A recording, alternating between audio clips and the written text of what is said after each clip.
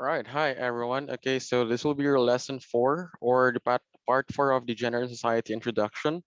Okay, so after we talk about the vague explanation or the introduction for gender stereotypes, let us proceed now with the gender equality.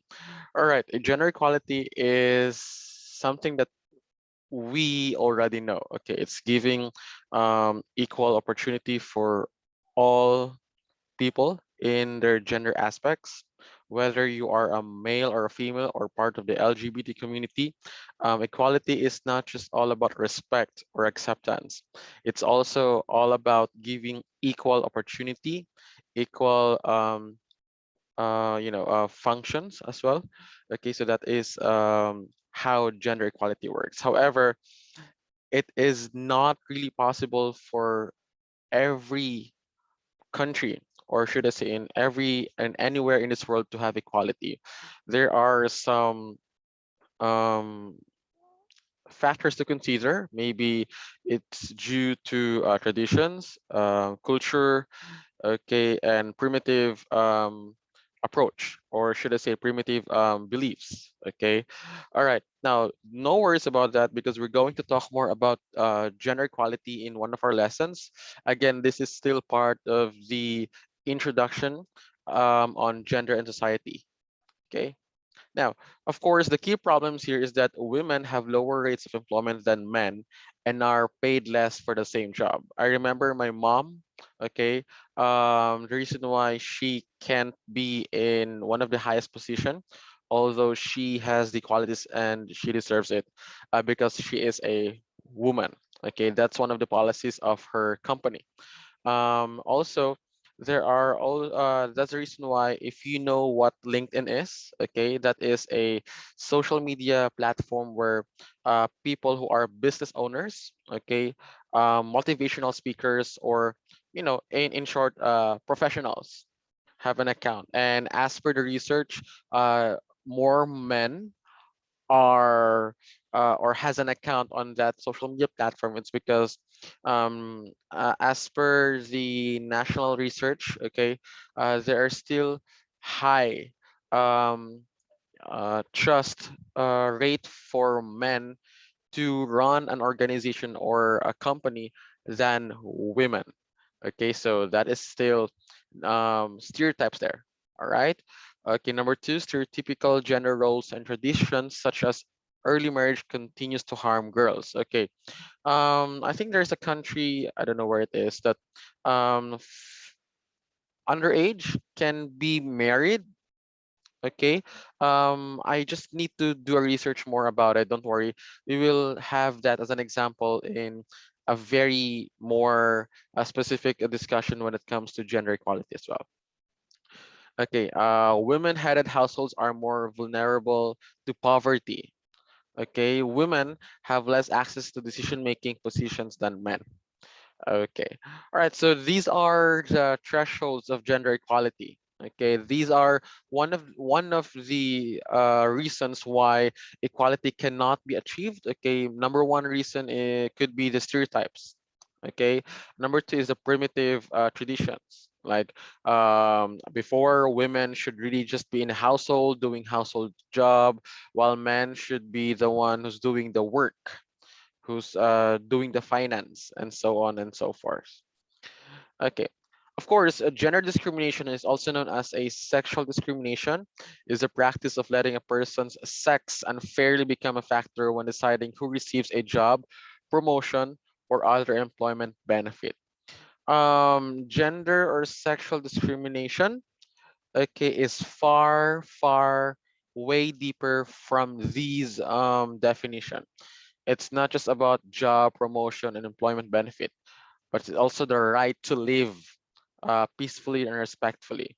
Okay, all around the world, there are a lot of situations wherein people are discriminated just because of their gender. Okay, not given the equal opportunity just because of their gender or sexuality. Okay, so I do hope that all of you there did not experience this one as well, because I think that in the Philippines, we don't really accept the community of LGBT, but we tolerate it. There's always a big difference between tolerating and accepting. Okay, all right. Now, this is the Soju spectrum. A lot of you might not know this one, okay?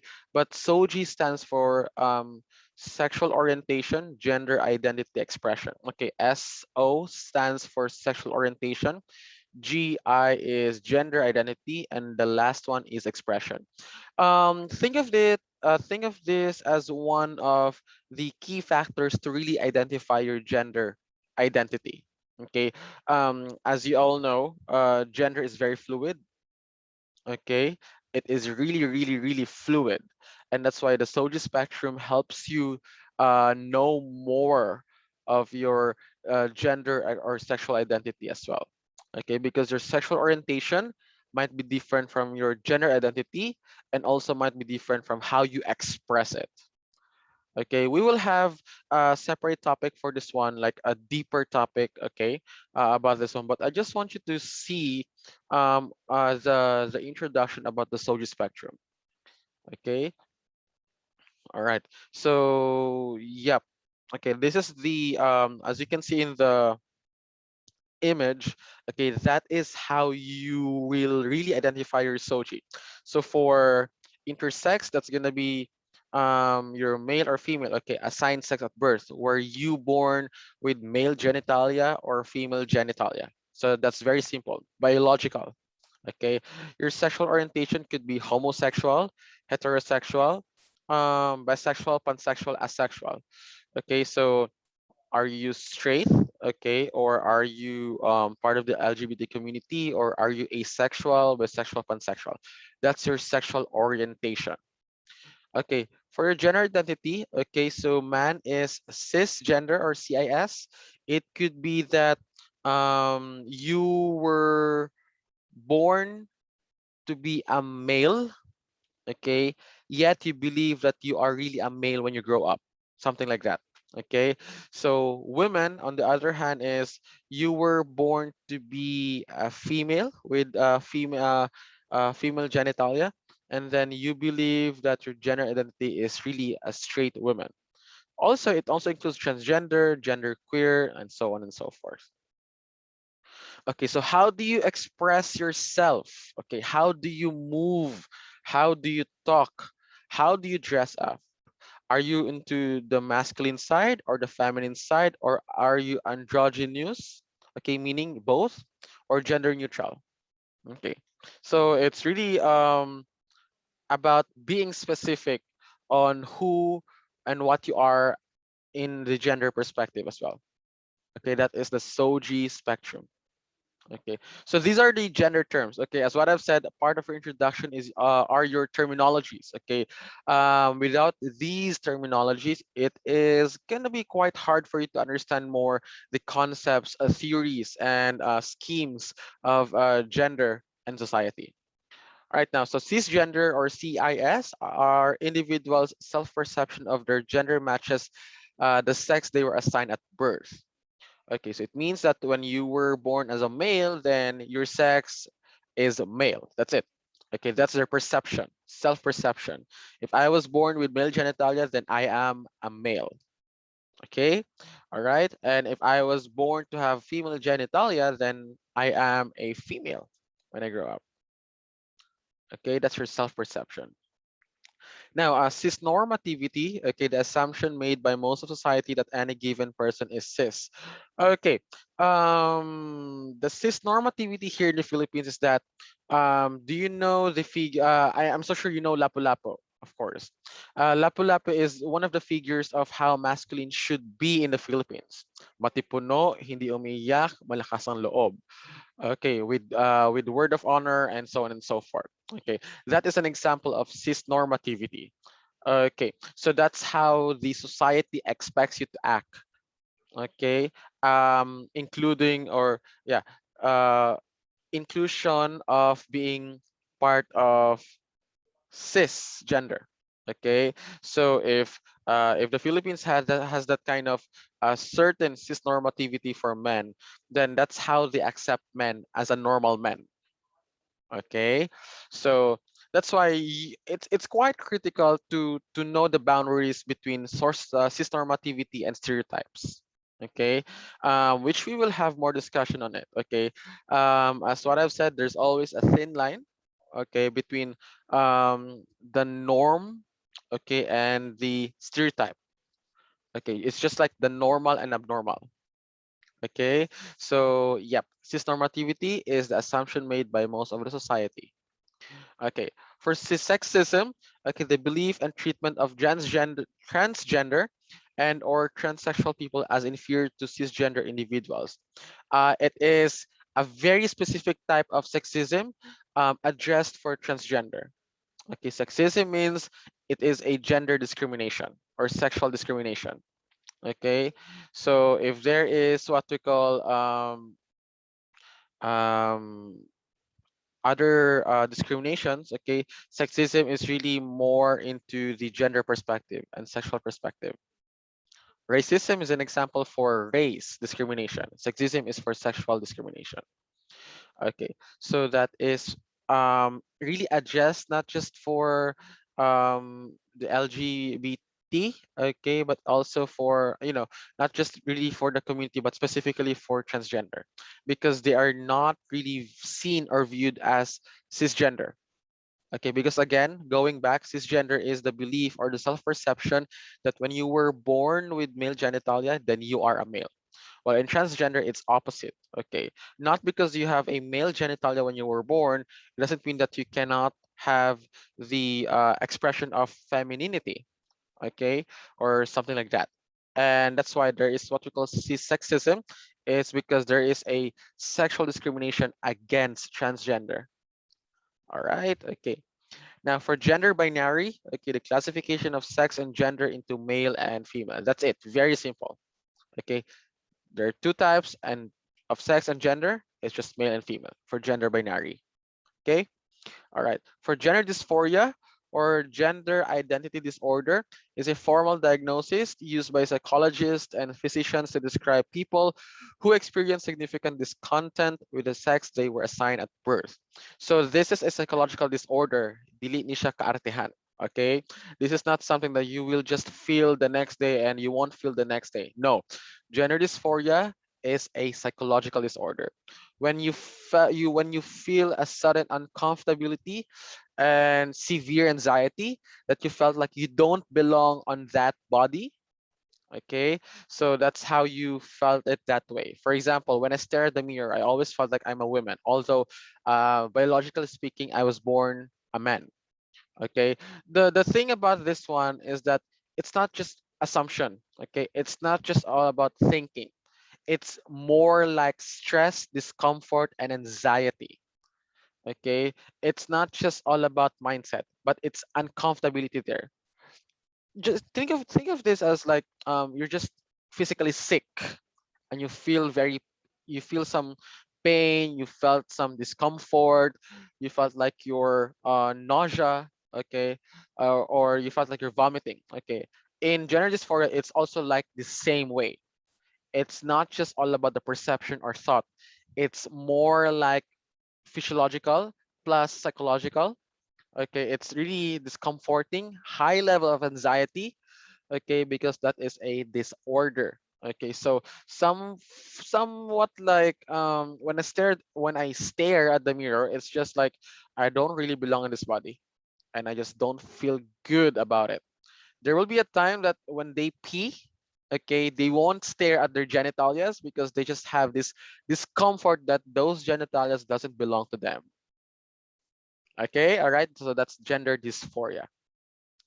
For gender expression, okay, any and all mannerisms, personal traits, etc., which serve to communicate a person's identity and personality as they relate to gender and gender roles. So that's how you express. That's more like external.